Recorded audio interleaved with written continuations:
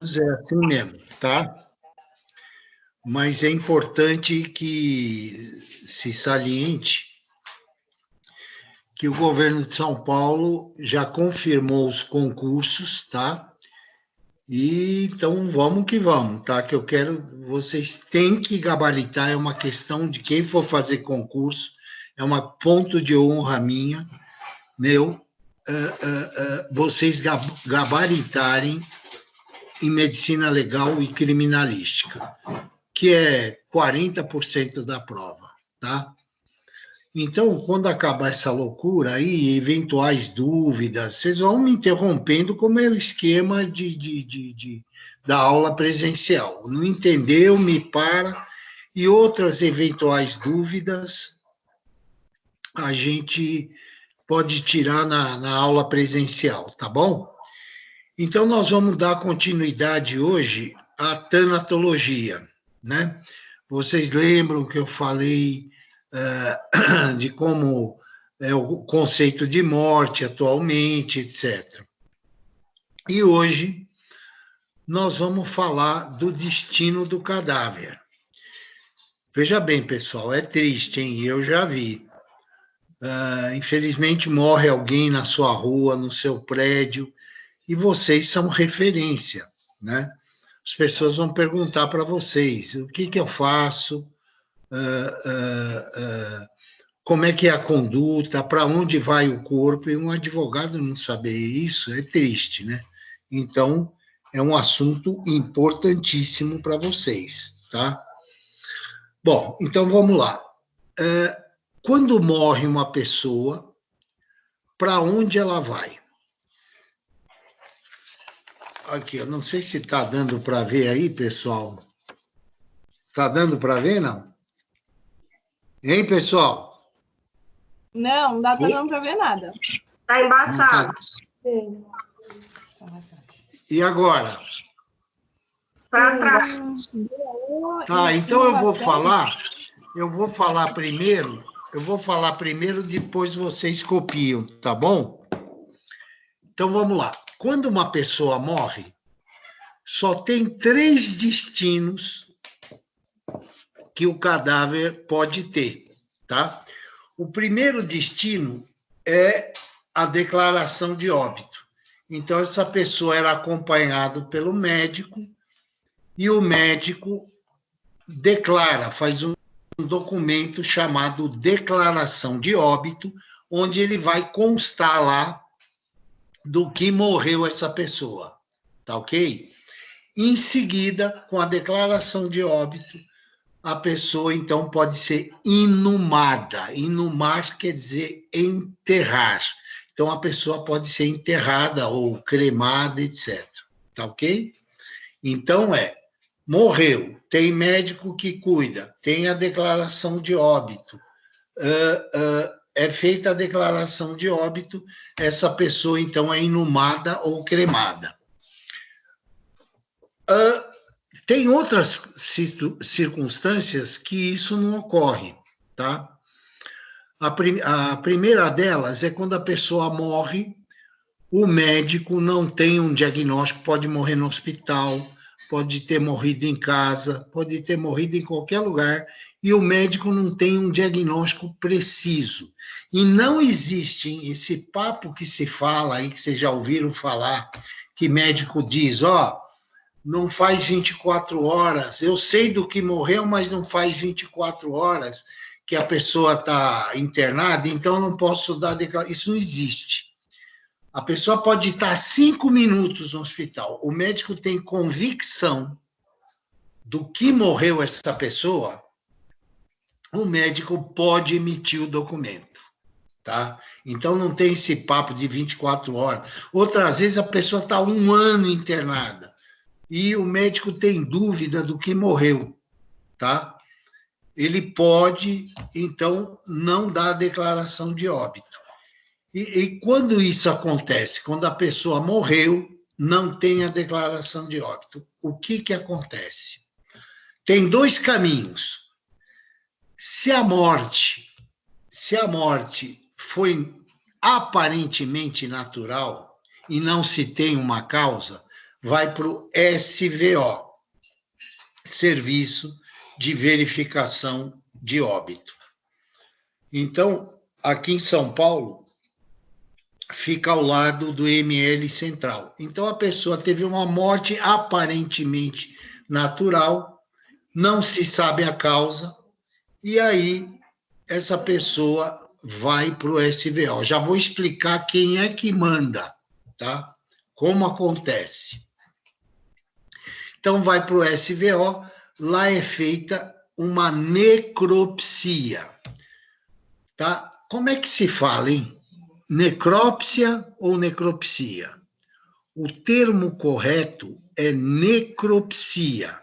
Por quê?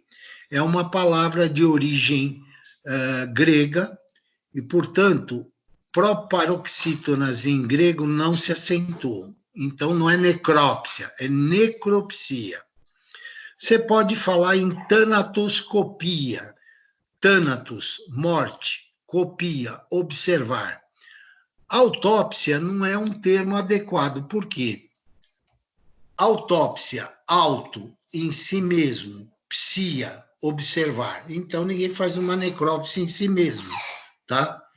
Então, o termo adequado é necropsia ou tanatoscopia. Muito bem. Então, a pessoa vai lá para o SVO, se for aparentemente morte natural, já vou explicar quem é que decide isso. Qual é o Vai para o SVO. Oi? Qual é o termo que o senhor falou? É tanato o quê? Tanatoscopia. Espera aí que eu vou escrever. Espera aí. Tanatoscopia. Põe aqui. Espera aí. Ó. Tá bom. Espera aí, eu vou escrever aqui e ver se chega aí. Tá bom.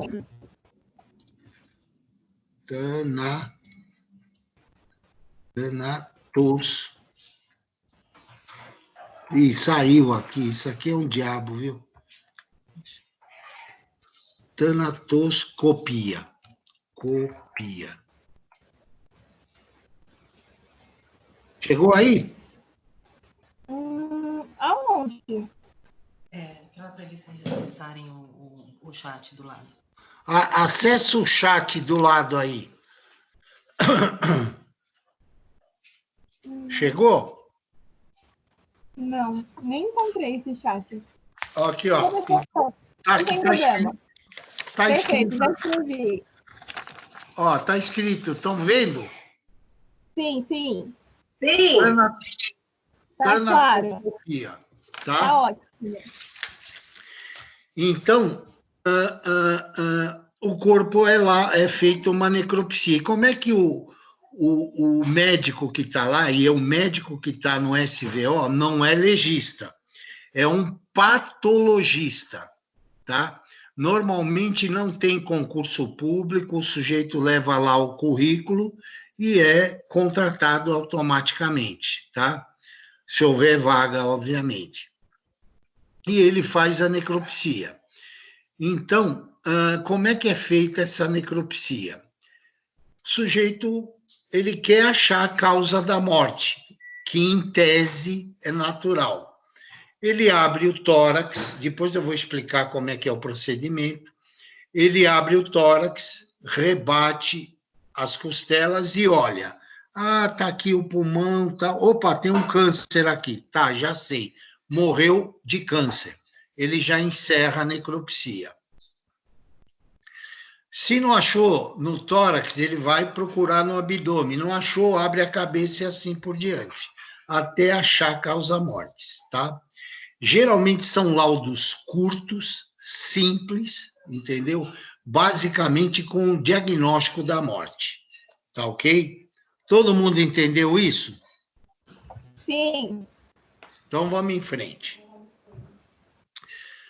Agora, quando não é morte natural, então, homicídio, suicídio, acidente e morte suspeita, aí vai para o IML.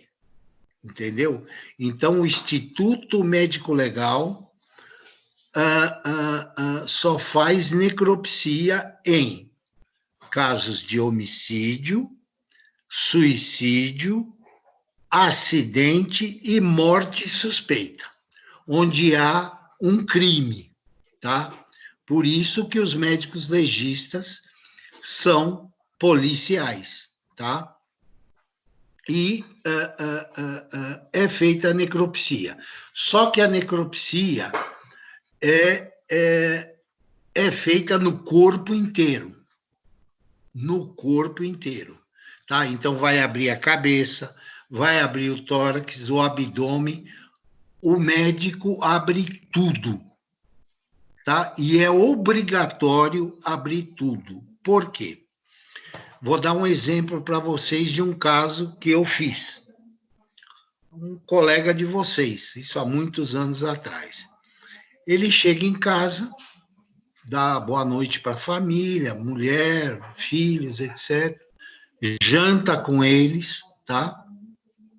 Em seguida, ele se retira para o escritório dele, lá na casa, e, de repente, se ouve um tiro. Lá, o pessoal correu, infelizmente, ele se matou com um tiro na cabeça, etc. Chegou no ML para eu fazer o caso. Então, imagina, eu vou abrir a cabeça, já vou explicar como é o processo. Eu vou abrir a cabeça, tá? Vi por onde entrou a bala, depois nós vamos ter uma aula só sobre projetil de arma de fogo. Então, vi, tá, pegou no tronco cerebral, foi isso que matou. Se eu encerrasse a necropsia aí, foi morte, traumatismo crânioencefálico, acabou o problema. Mas, por lei, eu sou obrigado a fazer a necropsia por inteiro. Então, abri o tórax, abdômen, etc., e encontrei no esôfago daquele cidadão um câncer. Ora, depois foi se investigar, ele teve a notícia do câncer, que era inoperável, o médico tinha dado aproximadamente 8 meses de vida para ele, ele se matou. Então, eu provei, entenderam ou não? Eu provei na necropsia o quê? Na necropsia, perdão, do que ele morreu e qual foi o motivo. Deu para entender por que é importante abrir tudo? Sim. Beleza? Então, abre tudo.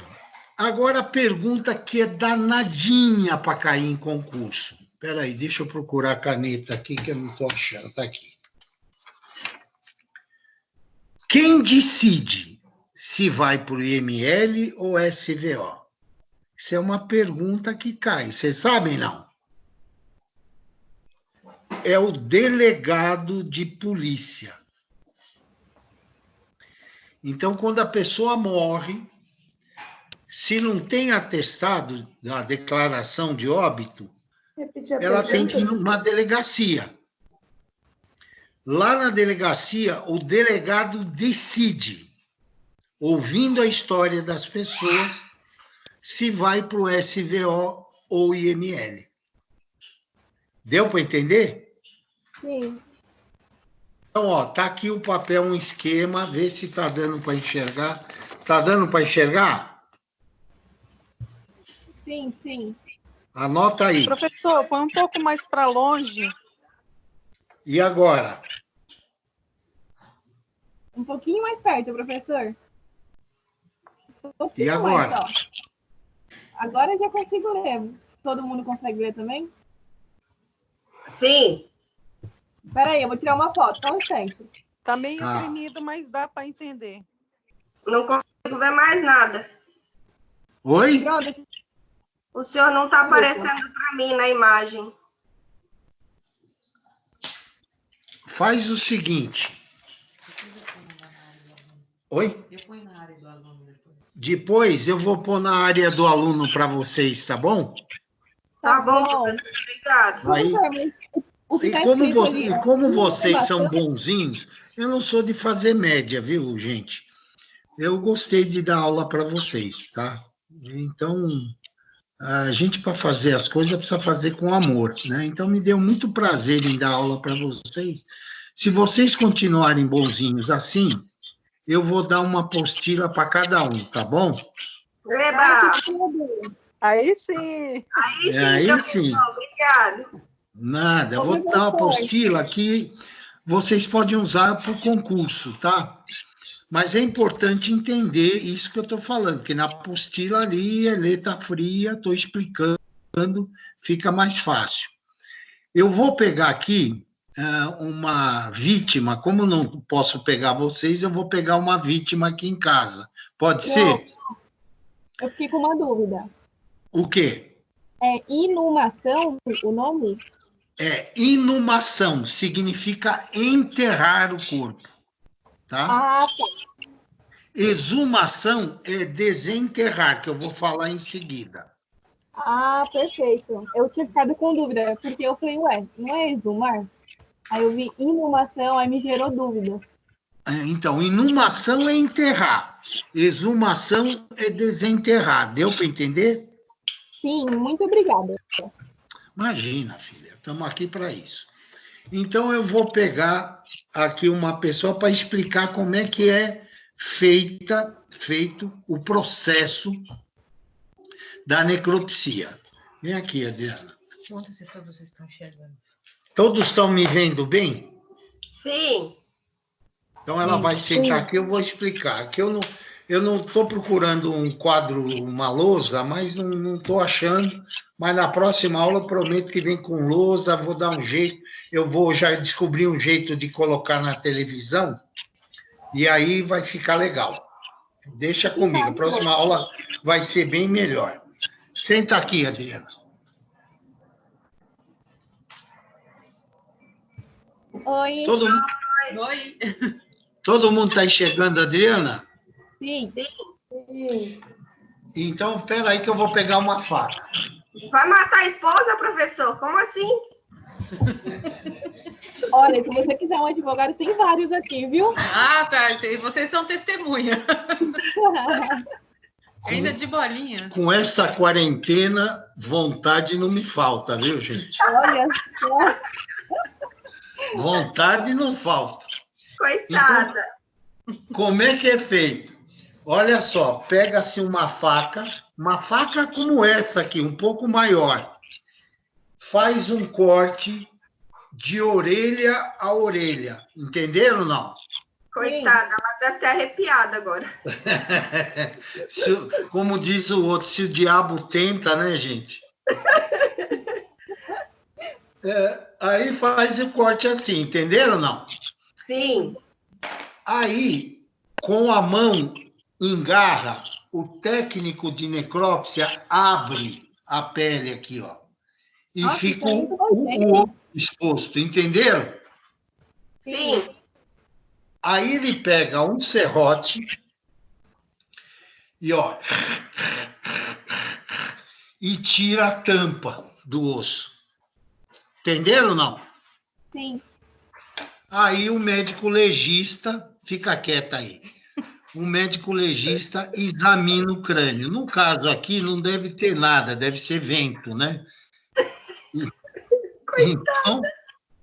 Então vou olhar aqui. Cérebro, nada, vento, né? Aí, em seguida, mas o corpo está deitado, tá, gente? Em seguida, faz-se um corte no pescoço até o final da barriga, do abdômen. Aí o técnico abre, aparecem os ossos, com um martelo e um formão, se tira o gradil ósseo. Deu para entender? Sim. E aí ele examina coração, pulmão, etc. Aí vai para a barriga, para o abdômen, e examina os órgãos internos. Deu para entender? Aham. Ô, professor, tenho uma dúvida específica. Por exemplo, a pessoa morre afogada, Aí, para identificarem a causa da morte, encontraram um corpo na praia, vai. Eu tô assistindo muito filme policial. Aí encontraram um corpo na praia, aí levaram para o ML. Para saber se a pessoa, por exemplo, foi esganada antes de morrer ou se ela morreu afogada, como fazem para identificar isso? Tipo, pega os pulmões da pessoa? Muito boa pergunta, filha, muito boa. Queria ter uma filha assim. Ó, eu vou falar para minha mãe para ela vir escutar isso. Mas é uma pergunta fantástica. O que eu faço? Eu vou encontrar, eu abro então o tórax, eu retiro os pulmões, vou ver os pulmões encharcados e pego um pedacinho do pulmão e mando para o patologista examinar no microscópio. E para ver se foi esganada, eu vou abrir o pescoço, onde eu vou encontrar, nós vamos estudar isso mais na frente, eu vou encontrar as lesões de esganadura. E aí, desse modo, eu vou saber se ela morreu pela esganadura ou se ela morreu afogada. Por quê? Se ela morreu afogada, ela vai aspirar líquido que vai para o pulmão. E a aspiração se dá em vida. Deu para entender? Sim, nossa, eu pensei uma coisa muito mirabolante que não tem nada a ver com isso. Eu achei que para identificar se a pessoa morreu afogada... Não, você vê que não é.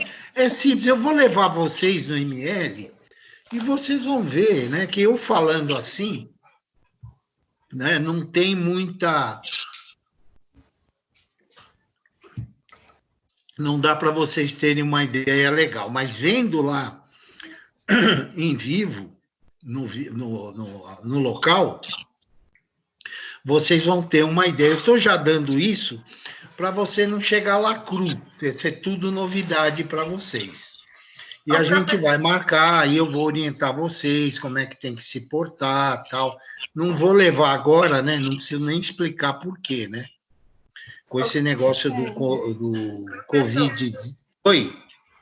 Aproveitando o exemplo da minha colega, quando a pessoa morre afogada e você vai fazer o laudo para saber se foi afogado por afogamento ou por esganadura, no momento que ela está dentro da água, que ela incha, ela perde todas as marcas, vamos se dizer que se fosse esganadura no pescoço, não tem marca nenhuma, fica só por dentro. Boa pergunta, filha, boa pergunta, excelente pergunta. Não perde, não. A não ser que a pessoa sumiu, o corpo aparece depois de 3, 4 meses, fica mais difícil saber. Mas ainda assim, vocês vão aprender, tem um osso aqui, ó, no pescoço, chamado ocioide, e a gente consegue saber se ele tem alguma lesão, a gente consegue saber se a pessoa foi agredida nessa região. Ainda assim, já está em estado, nós vamos ver isso na próxima aula, se der a gente começa hoje, nós vamos ver como é que é a esganadura, como é que se faz o diagnóstico. Fica fria que nós vamos ter tudo isso, viu? Tá bom? Obrigada, professor. Bom, e o mais importante, né? Vocês vão ver isso no ML, tá? Vocês vão ver isso no ML ao vivo e ao cores, né? Alguns, só um comentário, né? Alguns políticos, para ser político, deveria ser obrigado a fazer um estágio no ML, né? Porque aí eles iam ver como é que termina tudo, né? Com dinheiro, sem dinheiro, é tudo igual. Bom, vamos em frente. Deu para pegar isso aí? Então, é produzido tanto no SVO como no IML, depois que acaba a necropsia, é feita uma declaração de óbito para o cadáver ser inumado. Deu para entender? Com o diagnóstico. Beleza? Beleza, gente? Beleza. Oi, professor, beleza. Então, às vezes, vocês podem aí falar, eu conheço uma pessoa, ou tive um parente que foi para o IML, ou para o SVO, que veio o diagnóstico na declaração de óbito indeterminado. Para poder enterrar rápido o corpo, né, para a família não ficar sofrendo, mais do que já está, se coloca indeterminado e põe entre parênteses, aguarda exames, que aí no futuro, quando tudo estiver pronto, aí vem o diagnóstico. Deu para entender? Sim. Beleza? Então, é o delegado que decide, IML, SVO. E a declaração de óbito serve para quê? Vocês que são advogados, interessa muito. Por quê? É o documento, num dos quesitos, a gente vai falar isso mais à frente. Num dos quesitos que tem na necropsia, para o legista responder, houve morte. Aí vocês vão falar, que quesito idiota para o médico responder. Tá, ó, o cadáver está lá, é importante, porque o legista vai escrever, sim, isso comprova perante a lei a extinção do sujeito de direito. Deu para entender? Bom, como ninguém, tá? A extinção do sujeito de direito, tá? E a declaração de óbito serve também, todas elas, do mundo inteiro, agora com esse coronavírus, todas as declarações de óbito que estão sendo produzidas no mundo vão para um lugar chamado Genebra, na Suíça, onde fica a Organização Mundial de Saúde. Para quê? Por exemplo, eles olham lá, poxa, no Rio Grande do Sul, lá no Brasil, morre muita gente com câncer de esôfago. Por que será? Tem o hábito lá de tomar chimarrão. Chimarrão é muito quente. Deu para entender? Ou, por exemplo, São Paulo, nossa, quanta gente morreu por projetil de arma de fogo. Pô, tem muita violência. Então, tem que fazer políticas de segurança e assim por diante. Entenderam ou não? Sim. Uma outra dúvida que acontece, professor, que me perguntam, eu tive um parente assim, nós chamamos um médico, ele cobrou X para dar declaração de óbito. Isto é um crime, é um documento que tem que ser fornecido gratuitamente. Não pode cobrar, é proibido, tá? Então, nos casos, eu participei de uma investigação na polícia que o médico dava atestado de óbito para todo mundo, sem examinar, sem ver, sem ter tido tratado o paciente. Na época, já faz muitos anos, ele cobrava R$1.000 para emitir o documento, né? Foi preso por falsidade ideológica, etc. e tal. Então, é um documento que se fornece gratuitamente, desde que o médico tenha a plena convicção do que morreu aquela pessoa. Tudo bem? Então, você só dá o documento se você tem certeza do que morreu. Uma outra coisa que se pergunta, e vocês vão ver no ML, ai, meu Deus, infelizmente é uma coisa que pode acontecer com qualquer um de nós. O corpo, você está falando que corta, tal, vai ficar retalhado, tal, e vai ficar... Não, é tão bem feito que o corpo sai vestido, é costurado, né, tanto no abdômen como no tórax, na cabeça, a pele é colocada no lugar, a pessoa é penteada, ninguém percebe, né, que vai estar no velório lá, que aquele corpo foi submetido a uma necropsia. Tá? Outra dúvida. Oi? Estou com uma dúvida. Tem a possibilidade do corpo não ir para a necrópsia por pedido da família? Aí é que tá. É aquilo que eu te falei. Desde que você tenha uma declaração de óbito assinada por médico, tá? Não vai. Porém, se não tiver, o corpo não pertence à família, pertence ao Estado, tá? Então, a família pode pedir, olha, eu não quero que faça isso no meu parente, no meu amigo, etc. Não tem jeito. O corpo vai... Tanto é que você vê celebridades aí que não tem atestado, vai para o IML, né? Já tivemos no IML de São Paulo, o governador do Acre, se não me engano, não tem jeito, vai para a necropsia. Se não tem o atestado de óbito, se não segue o rito processual, foi homicídio, suicídio, acidente, morte suspeita, vai para o IML, ou se for morte natural, que não se sabe a causa, vai para o SVO. A família pode... Oi? Teve um conhecido nosso, né, que morreu, ele infartou.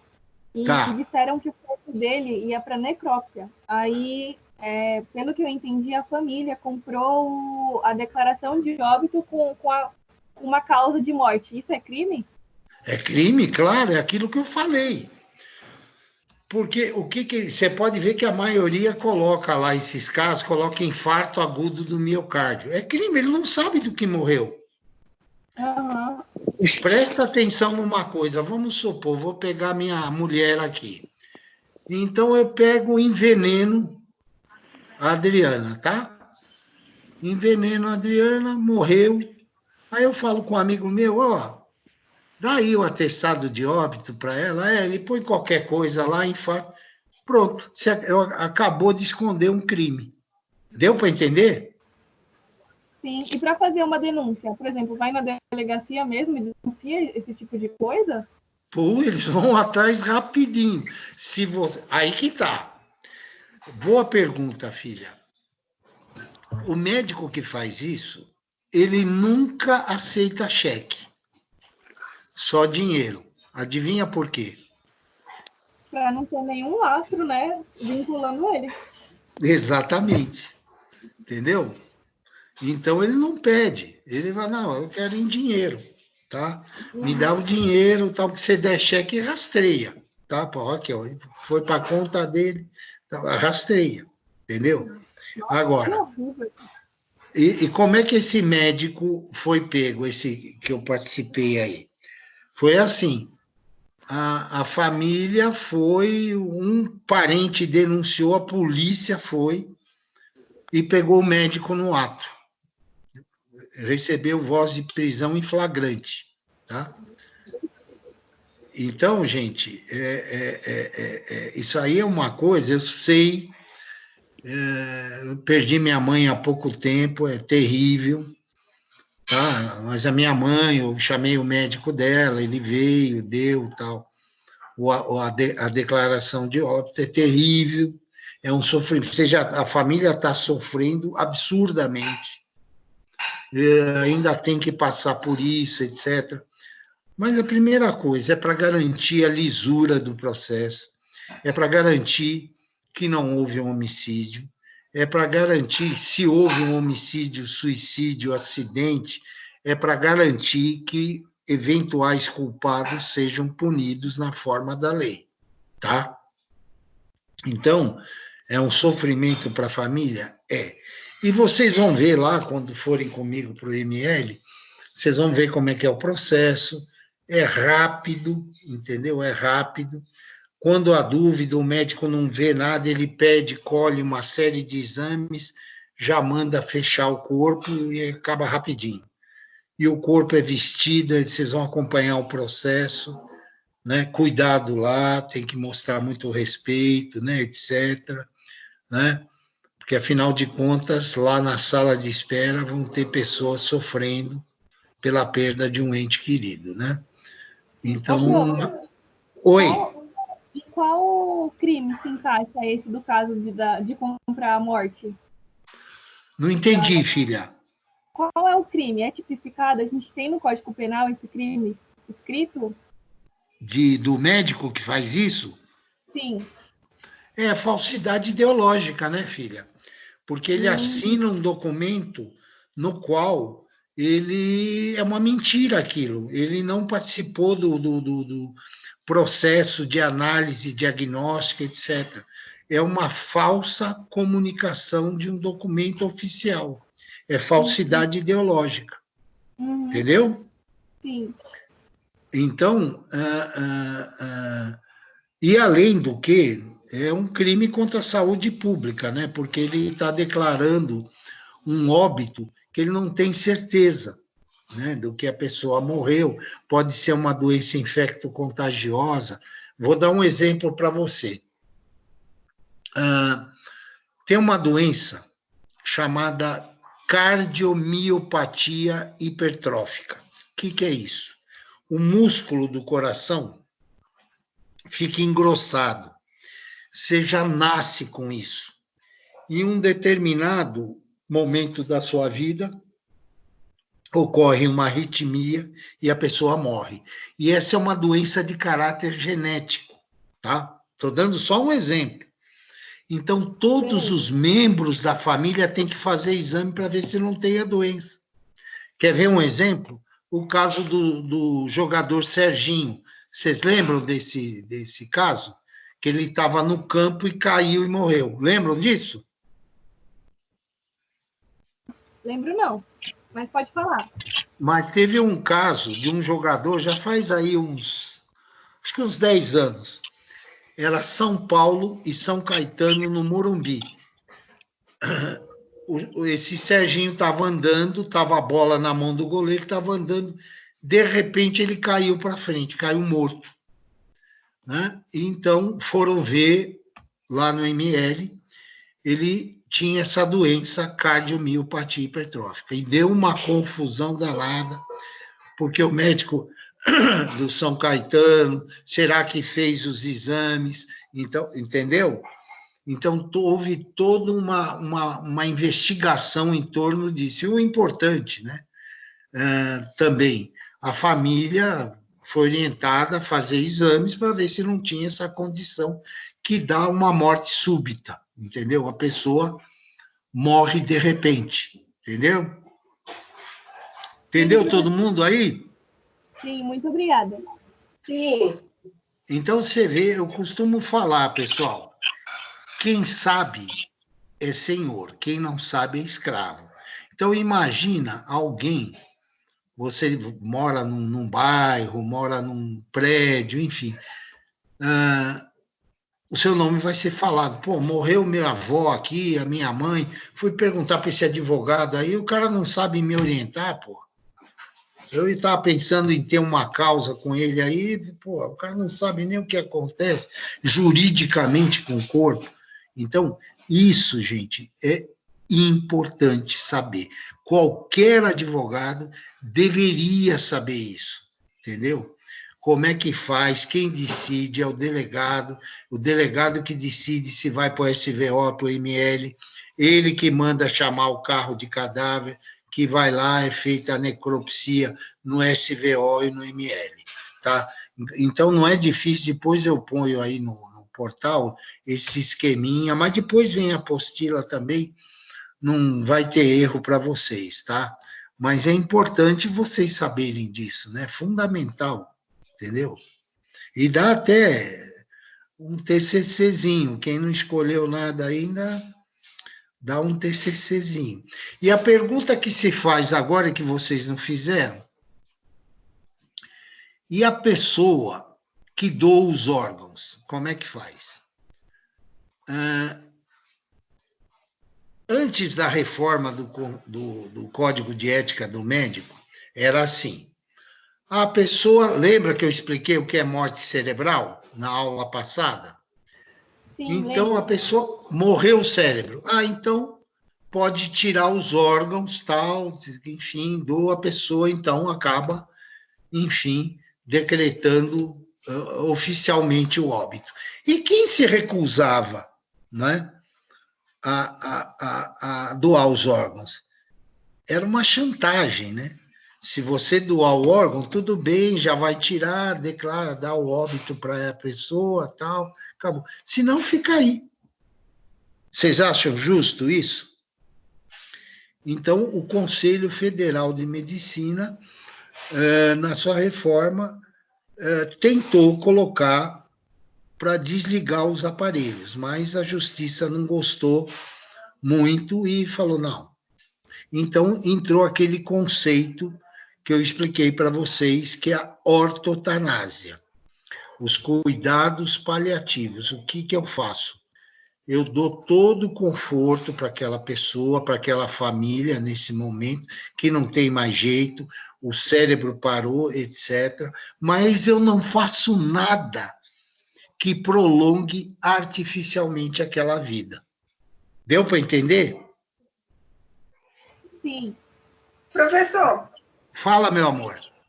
Mas quando você não faz nada para prolongar a vida, você não está sendo conivente com a morte dela? Boa pergunta. Isso, boa pergunta. Antigamente acontecia o seguinte, eu tive que fazer um parecer que a família deu queixa na delegacia contra o médico. Então, o que aconteceu? Essa pessoa estava na UTI, já com câncer generalizado, em coma já há 4 meses, parou o coração dessa pessoa. O médico reviveu, né? Fez massagem cardíaca, o coração voltou a bater.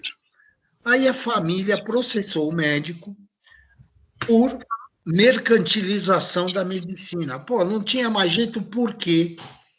Porque reviveu. Então, isso gerou toda uma discussão. Hoje não é crime, tá? A justiça entende que o médico se abstém de fazer qualquer coisa que prolongue artificialmente aquela vida. Deu para entender? Entendi, professor. Então, porque é uma vida que não há mais vida, né? O cérebro está morto, tá? Só tem lá o coração e o pulmão funcionando. Portanto, vocês acham justo para a família que já foi avisado, olha, está morto, nunca mais vai acordar, ele não sente mais, não vai se mexer, ele não escuta, está morto o cérebro. Vocês acham justo para essa família o médico ficar lá dando droga para prolongar uma coisa que já está definida por Deus ou pela natureza, como queira? Entendi. Deu para entender? Entendi, professor. É uma decisão complexa, né? Complexa. Mas e no caso da pessoa, por exemplo, ela teve morte cerebral já, mas ela é uma doadora. Os médicos, eles são obrigados, nesse caso, a prolongar a vida da pessoa por ela ser doadora ou não tem nada a ver? Grande pergunta, grande pergunta. Então, a pessoa está em morte cerebral, se é que eu entendi o que você perguntou, está no tubo ligado a uma máquina, certo? Isso. Ele não pode desligar o aparelho, mas ele se abstém de dar drogas, de outras substâncias para aumentar a respiração, para baixar a pressão, para subir a pressão. Ele para. Entendeu ou não? Mais ou menos. Vou explicar. Boa pergunta, que isso aí gera dúvida mesmo. Fica tranquila. Então, vamos imaginar um caso que foi decretado morte cerebral numa pessoa. Então, tecnicamente, pelo que vocês viram na aula passada, é morte. Morte, hoje em dia, a justiça aceita como parada ou cessação total, definitiva das funções cerebrais. Certo? Certo, pessoal? Certo. Isso eu dei na aula passada. Bom, Só que a pessoa está ligada numa máquina. A máquina não tem... Quem está respirando por ele é a máquina. E o coração está batendo. O médico não tem o direito de simplesmente chegar lá e desligar as máquinas. Então, aí é uma coisa que vai ter que ser uma decisão, na minha opinião, da família. Entendeu? Eu não quero prolongar algo que já não existe, que é a vida. A própria lei considera que tem vida até o momento que o cérebro está funcionando. Mas o médico, unilateralmente, chegar lá e desligar, é complicado, gente. Porque aí nos vão dar um poder que é complicado. Isso tem que ser combinado com a família, sentado, conversado, etc. Entendeu? Então, eu vou dar um caso para vocês que vocês nem eram nascidos. Aconteceu há uns 50 anos atrás, nos Estados Unidos, você pode procurar na internet, o caso de Mary Queen Killen. Ela entrou em morte cerebral, tá? Foi um afogamento, parou o cérebro, e ela ficou numa máquina. A família queria desligar os aparelhos. Os médicos não concordavam. Aí foi para a justiça. Depois de um longo debate, etc., a justiça deu autorização para desligar os aparelhos. Foi desligado os aparelhos e ela começou a respirar sozinha, mas o cérebro morto. Deu para entender? E ela, entre aspas, ficou com a respiração funcionando mais um ano e depois morreu. Então, são situações que o médico se encontra que ele não pode tomar decisões unilateralmente. Eu não posso, por exemplo, pegar uma de vocês aí e falar assim, olha, estou vendo aqui o Jairo, está aí. Eu vou pegar o Jairo, olha, cara, você está com uma apendicite, eu vou abrir sua barriga, vou tirar teu apêndice. Eu preciso que ele concorde com isso. Eu não posso unilateralmente chegar e falar não. Quando nós vamos ter uma aula disso, tem situações em que o médico pode agir independente da vontade do paciente e da sua família. É quando... Oi? O senhor citou da apendicite, vou dar um exemplo que aconteceu comigo. Claro. Rapidinho. Eu tive problema realmente de apendicite, eu só fui descobrir no hospital no Jabaquara. Tá. E até então eu não sabia o que eu tinha. Quando foi meio-dia, veio um japonês e falou para mim, estou te levando para a sala de cirurgia. E eu sem saber o que era. Meio-dia. Eu entrei para a sala de cirurgia, foi quando eu descobri que eu estava com apendicite. Tá. Isso pode acontecer? Não, filha. Eu acho o seguinte, em primeiro lugar, por mais emergência que você tenha, você vai chamar o paciente, a família, olha, essa menina está com uma apendicite, é um caso grave, o apêndice é um órgão que pode explodir, formar pus no abdômen e a pessoa morrer de septicemia. A família tem que ser informada e tem que concordar, tá? Agora, se você está correndo risco iminente de morte, que eu acho que não era o caso, dava tempo de conversar com a família, aí o médico não precisa consultar ninguém, a pessoa está morrendo, se eu não operar, ela vai morrer. Deu para entender?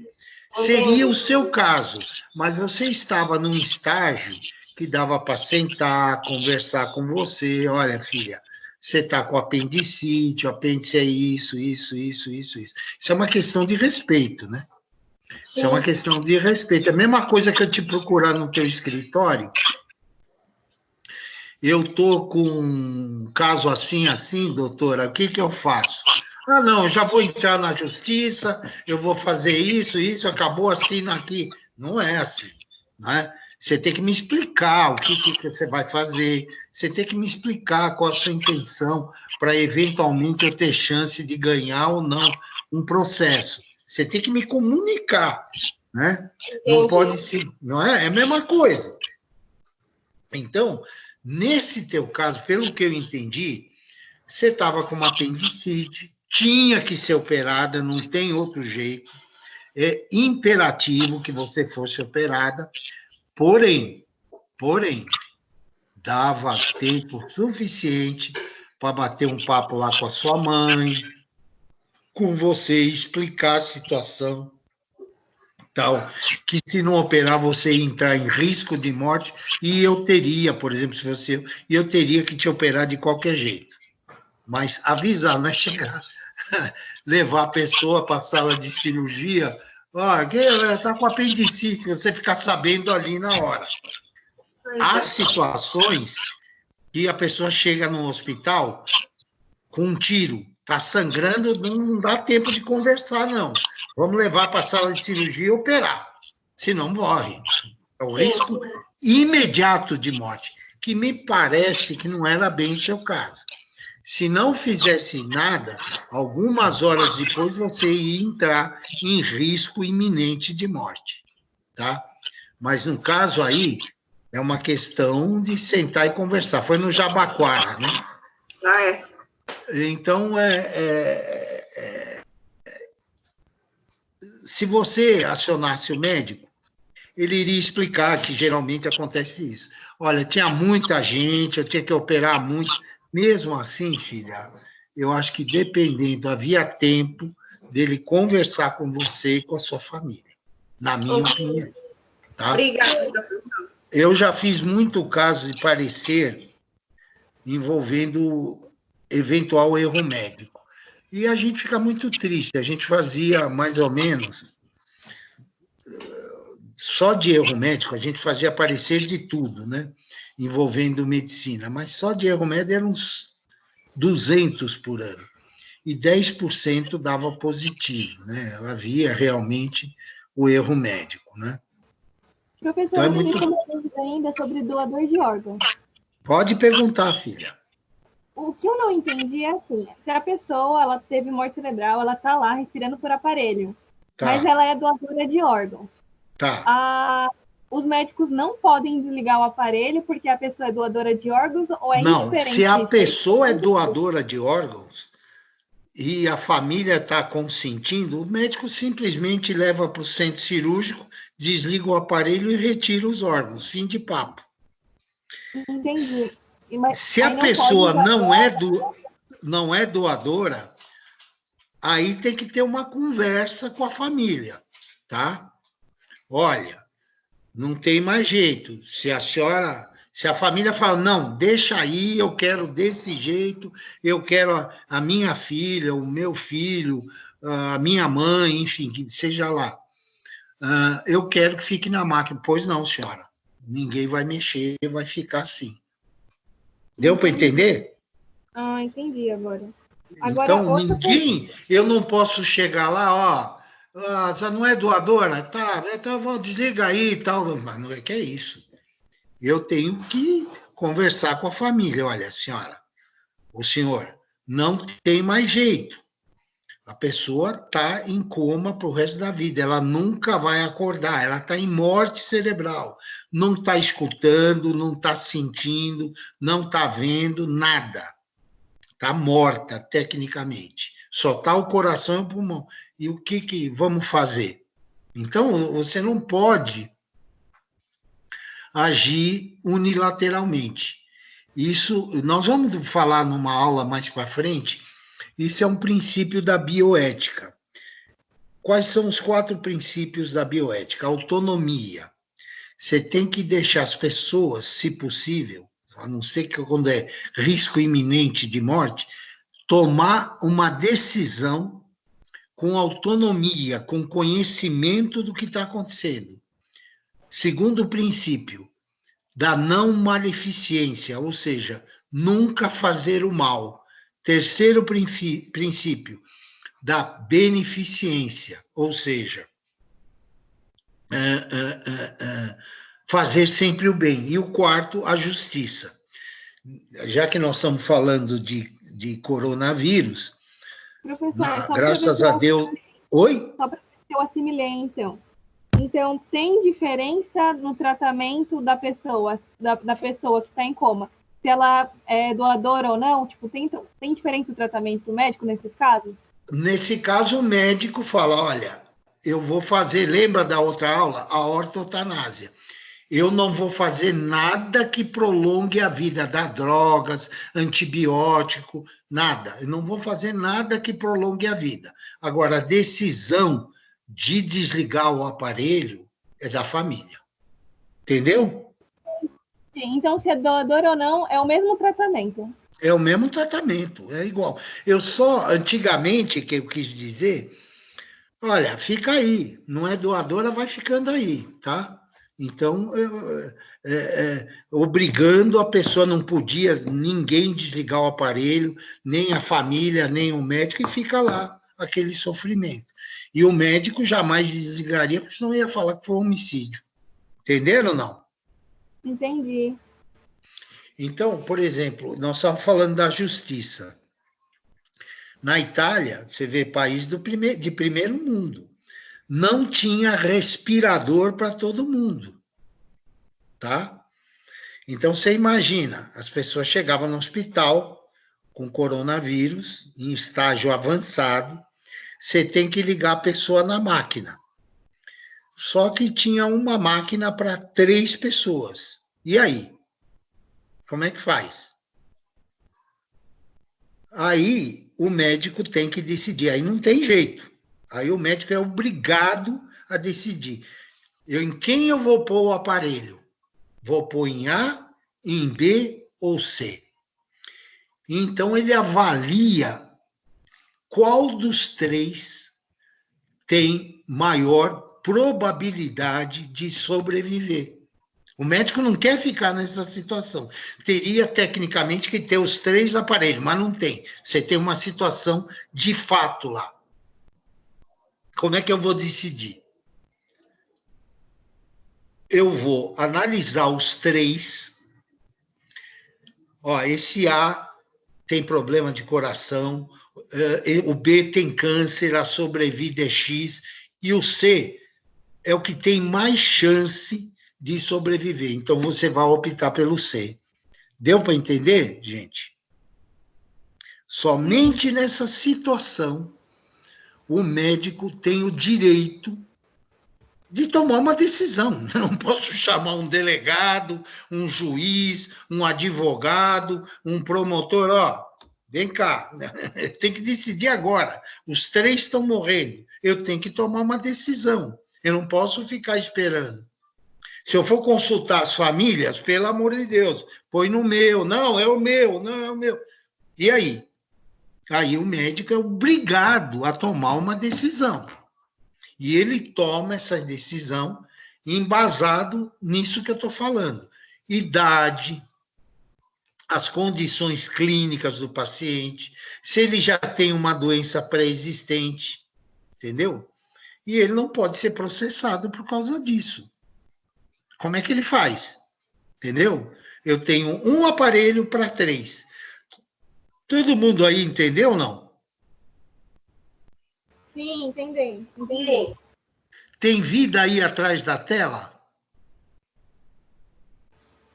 Sim. Ô, professor, e quem é que faz o transporte do corpo, tipo, para o EML?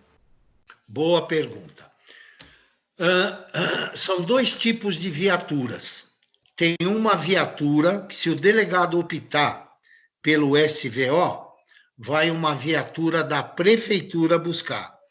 Se o delegado optar pelo IML, vai uma viatura da polícia, né? Um camburão da polícia buscar o cadáver. Tá? Então, vai tudo na dependência do que o delegado decidir, entendeu? Se vai para o IML ou para o SVO. E aí, uma coisa puxa a outra. Vamos supor que o delegado não é médico, né? Vamos supor que tem um cadáver no SVO. O patologista lá está examinando, opa, tem sinal de que houve um crime aqui. Ele para na hora a necropsia, para na hora, enrola em panos e manda para o IML. Na hora. Deu para entender? Sim, prof, muito obrigada.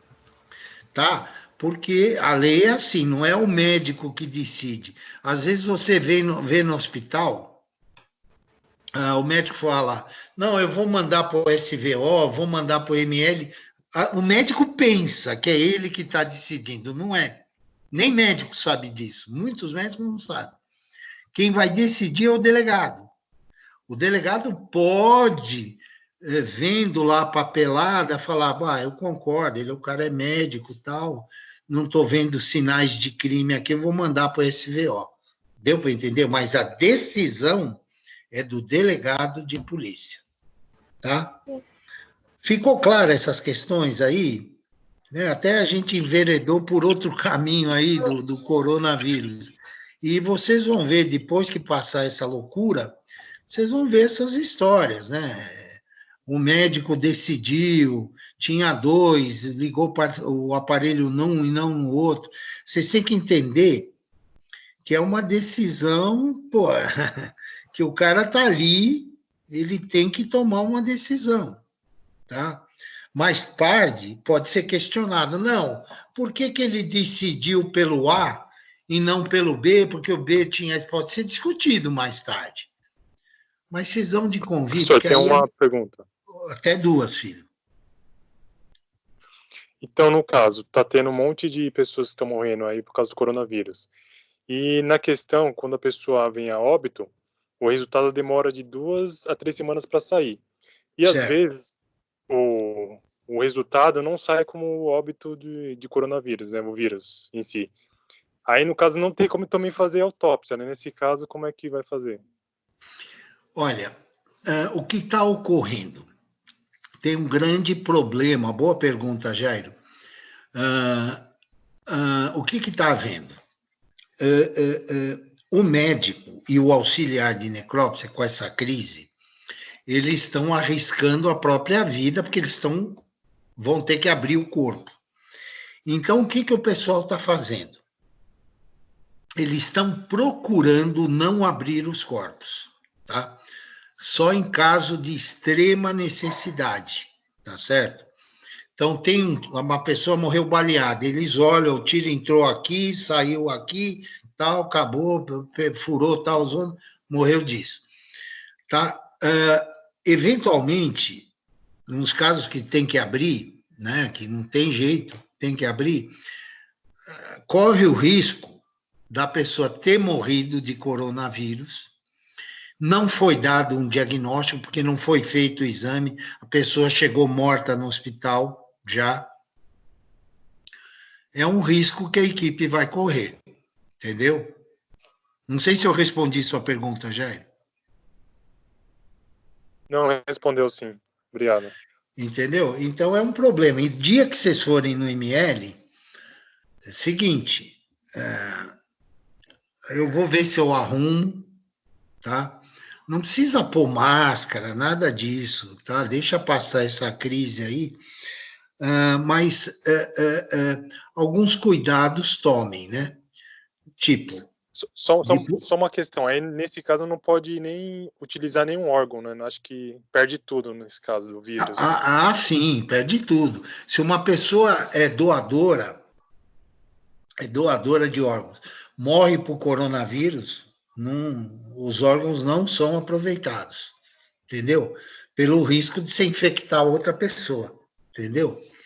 Mesma coisa a pessoa que morre envenenada, não tem como, entendeu?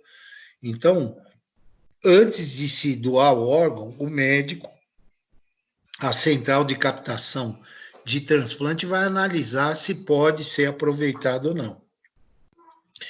Porque não sei se vocês sabem, dá para fazer um monte de transplante. Dá para fazer transplante ósseo, transplante de pele, transplante cardíaco, transplante de pulmão, transplante de pâncreas, transplante de intestino. Tem milhares de coisas que podem ser feitas. Só não inventaram ainda transplante de cérebro, né? Entendeu? Mas se um dia eu precisar de um, dependente de quem for doar, é melhor deixar eu morrer, viu? Bom, mas tudo bem? Todo mundo pegou aí? Sim. Entendeu, Raquelzinha? Yay, teacher. Ok. Tá muito chato, não? Não, tá muito legal. Olha lá, se é dinheiro emprestado, filho, ainda não recebi, viu? Tá? Então, se tiver ruim, reclama aí, porque eu tenho dificuldade com esse negócio aqui, eu prefiro o contato direto, vocês já perceberam, né? Que eu interajo com vocês, vocês interagem comigo, é muito mais legal. Aqui é uma coisa fria, né? Então, eu não estou vendo o rosto de vocês, então, quando eu vejo que está dando sono, aí eu mudo o jeito de dar aula, entendeu? E aí, aqui nesse troço aparece aqui, RF, J, SR, então, né? Então fica complicado, tá? Que horas são agora, gente? 8h27. Vamos fazer um intervalinho? Tanto faz. Eu tô em casa mesmo. Eu vou fazer vou no Pipi House, 10 minutos, tá bom? Beleza, prof. Até já. Ok. É já.